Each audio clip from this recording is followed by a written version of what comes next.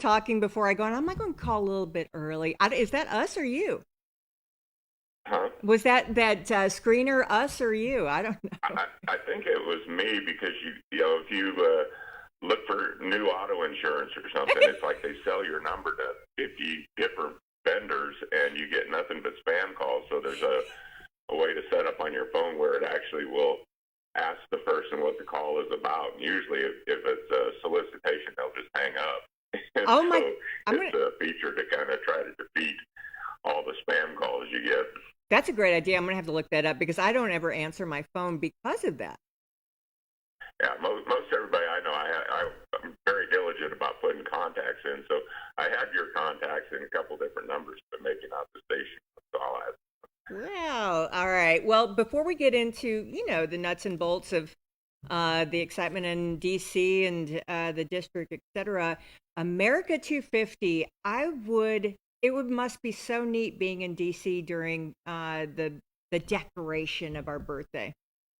Yeah, I'm headed there tomorrow. We were in the district all last week. Got out and got to visit with a lot of different folks and farmers and really folks from all walks of life. So it was good, and it's going to be fun to watch this come together over the next few weeks. And as they start the different festivities, it sickens me that there's still artists out there that won't perform because it's partisan or because Trump's the president. It's like you're performing for your country, your 250th anniversary of being in existence, and there's still these, I don't know, I guess liberal folks that think it's a embarrassment to perform because of who our president is at the time. And it's like, it's not about our president, it's about our 250th birthday.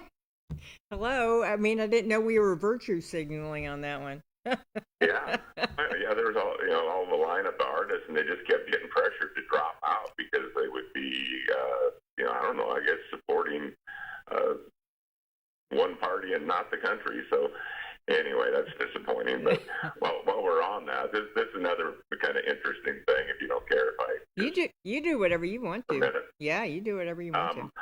Okay, so my job, I have to travel abroad quite a bit with armed services. So we go to different countries, allies, this and that. A lot of it's Europe, and it can be Indo-PACOM.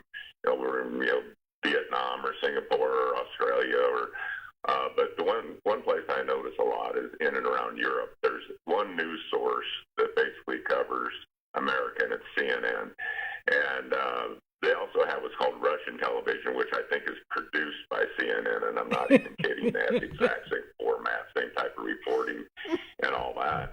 And so the view that people have of America is whatever negative feedback they're getting watching the news channels, and these people who are visiting the country right now for the soccer World Cup are saying, wow, America's nothing like we see on TV. It's great. You can drive here, you can drive there, you can go to Buc-ee's, you can go to Waffle House. They got ranch dressing. You can go into sporting goods stores. There's like guns, there's crossbows. This country's nothing like we were told. They love it. Everyone's having a great time and bragging on America, and it's just really sad that we have propaganda networks out there that make us look bad when we're the greatest country on earth, and we should be proud of it, and we shouldn't sit and fuss and frown about our first world problems and how terrible things are, of course, because you get these other nations here thinking, holy cow, this is amazing. And we are amazing. And so, that's what we should be celebrating. So I'm circling back around, getting back to the 250th, but I just found it interesting that the rest of the world has to live with the same propaganda we do here on a daily basis, with the exception of a few shows. But social media, whatever, you can't find the truth anywhere. You have to figure it out for yourself. Well, freedom smells so good, and it couldn't be a better day to be alive in America. So super excited. All right, now about the heavy stuff, sir. Boy, Iran, where do you want to do? What do you want to do? What do you want to talk about? Well, if you're going to get me started on that one, I think you probably agree, and a lot of Americans agree. If we don't get a regime change in Iran, we're just basically mowing the grass. So, everything we just did and everything we just accomplished, sinking their Navy, crushing their Air Force, exploiting their ability to project power. It looks like this memorandum of understanding, if it went through the way it's written, it have access to 300 billion in unfrozen assets. And I saw some countries joking, saying, "Hey, bomb us next. We can hide for a few weeks for $300 billion." And so, I mean, we can't let them control the Strait of Hormuz. That's the one thing they've done that has been successful, because people are afraid to take their tankers through there and get hit by a mine. And so, I think that was the one thing Iran found that they did have a little bit of leverage on. They've been exploiting it. They're still talking about tolls. We've got such an opportunity for stability in the Middle East like we've never seen in our lifetimes. Lebanon is possibly on the verge of collapse if they could finish Hezbollah off and get a more friendly regime in there. Syria is just kind of sitting there ripe for the picking as well. You got Arab nations that were bombed by Iran, who for the most part they generally coexisted peacefully, and so there's a lot of impetus to sign the Abraham Accord and recognize Israel as a state. And so regime change in Iran, Abraham Accord, stabilize Syria and Lebanon, and you've got stability in the Middle East that you've not seen in our lifetimes. And I don't know how long it'll last. Seems like they're always at war, but we're so close to having that opportunity that I don't want the president to quit or sign some weak deal just because we have elections coming up and people are saying $3.50 or $4 is too much to pay for gas. This is really important, and I think we need to finish the job. Okay, wow. Well, what's the second and third hot topics in your world? Well, I see we are losing another British Prime Minister, so that's about number 7 in the last 10 years that's stepping down. You talk about a country with immigration problems. I mean, we have the southern border, the northern border, all kinds of places to enter our country. Britain's an island, and they've had incredible trouble with Muslim infiltration, and apparently the crime rate there is terrible. There was some report about up to 250,000, I'd have to verify this, women that have been raped by Muslims.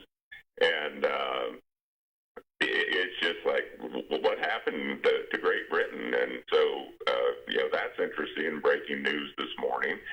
Every morning you have to get up and scroll through the news because something always happens overnight. Yeah, seriously. We haven't heard a lot about Ukraine. Where are we at with that?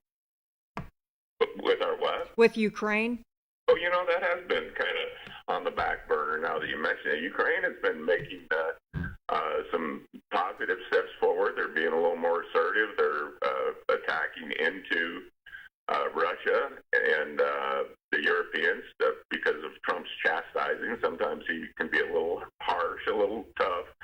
But, they're realizing that this is in their backyard. They need to meet their assessments for their NATO dues. And, so I think that they're doing a little more, which is good because, people are tired of us spending all our money there. But I think, Russia is taking terrible casualties.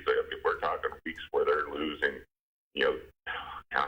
3, 4, 5,000 men in a week. And, they've had 300,000+ men killed in this war that's gone on for 4 years. And it's, you think about Ukraine, they had half the Navy, half the Air Force, half the military in terms of numbers that Iran did. And between Israel and us, we pretty much wiped that out in 2 to 3 weeks. Ukraine has been fighting Russia now for 4 years, and their casualties are about a fourth of what Russia's are. And they adapt on the fly. They've learned to use this drone technology, and Russia's was the number one superpower adversary of ours. We're the number one superpower, but now China is the one that I look to as our biggest adversary, and Russia's number 2. But I think Putin's get a little more wary, and I think the people in Russia are kind of wondering why daddy and brother is not coming home. They can hide it and they can disguise it, but there's a lot of people that are gone missing that aren't coming back. Well, in the world theater of all of it, do you feel pretty good? I think that China again concerns me. I think what we've done in Iraq, or rather Iran, even though a lot of people think, why did we start this war? Well, Iran has killed thousands of Americans. They've supplied proxies all around the world that raise havoc, whether it's Hezbollah, the Houthis, Hamas. You saw what happened in Israel, and so they're the number one state sponsor of terrorism. They obviously had a lot of missiles. They had a lot of drones. They had a lot of aircraft. Anti-aircraft capabilities, and I would consider them our number 3 adversary on that list. If I was going to make a top 10, they'd probably be number 3. Wow. They no longer are that. So when people on CNN or the Democrats want to say we lost the war in Iran, that's nonsense. They have probably about 15% of the capability that they used to, and they can't project power. So if we were to get into a conflict with a number 1 adversary like China, we don't have to worry about Iran creating the type of trouble that they could had we not done what we just did. So I think it's important that we did that. But again, I would like to get a friendly regime, and so as the next 2, 3, 4 years come about, that they don't just rebuild and we have to deal with this all again. Right on. Any other things that are on your to-do list for the rest of this season? Well, I would love to get the SAVE Act passed. It's one of the few things that you get that many Americans to agree on. I mean, work requirements for able-bodied people is probably 80+% across all political spectrums. And yet that doesn't get passed. And the SAVE Act, it's 95% Republican, but over 70% Democrat. Minorities are in the 70% range. So it's pretty tough in America to get that many people, up to 80%, agreeing that you should show an ID and you should prove that you're American in order to vote in this country. And yet somehow we still have 3 Republicans in the Senate, Mitch McConnell, Tillis, and Murkowski. I think Collins finally did come around, who won't vote with the 95% of the Republicans. I don't know if it's an anti-Trump thing. The Democrats, even though 70% of Democrats think we should do the same thing, I can understand why they would be reluctant to, because that's really their only hope of winning an election anymore. And so they don't want to give up their ace up their sleeve, which is the ability to cheat in counties like Maricopa or Fulton County, or the other 4 or 5 counties around the country that can decide presidential elections. So I mean, they should vote for it because it's the right thing to do, but you have to understand they're giving away their ability to harvest ballots, do delayed mail-in ballots, and all those types of things. But I would really love to see the SAVE Act pass. We're still trying to finish the Farm Bill. We got it out of the House. Got it out of committee, out of the House. Now we're waiting on the Senate. We got the defense authorization bill done here a couple weeks ago. We got to bring it to the floor yet in July, and then it'll go to the Senate, and we'll wait on them like we always do. So the big things is to get the Farm Bill finished, get the defense bill finished, and then we just have a lot of constituent work that we're doing and a lot of meetings. It's been busy. I don't think there's anybody left in Tennessee because they all seem to be in Washington. Gosh. All right. Any last words? I know you're anxious to roll up your sleeves again. Any last words before you head out? I appreciate your time.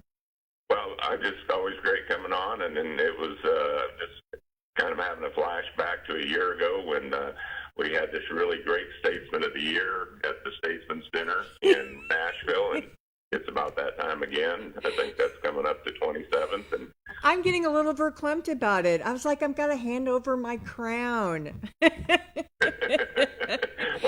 I think that you're going to be happy with your successor. I'm not going to divulge who it is, but it's another person that from a relatively small county, and somebody that's very deserving, much like you were, and so I think you'll be pleased. I'm not sure if you're going to make it to the dinner or not, but I hope so. If you do, I'll be happy to visit with you and catch up a little. All right, appreciate you. The whole team appreciate you, and I hope you have a wonderful Monday, sir. Thank you. You All too. right, see you. Bye. Love him. You want to take a quick break? Yeah, let's take a quick break if you all don't mind. We're gonna take a quick break.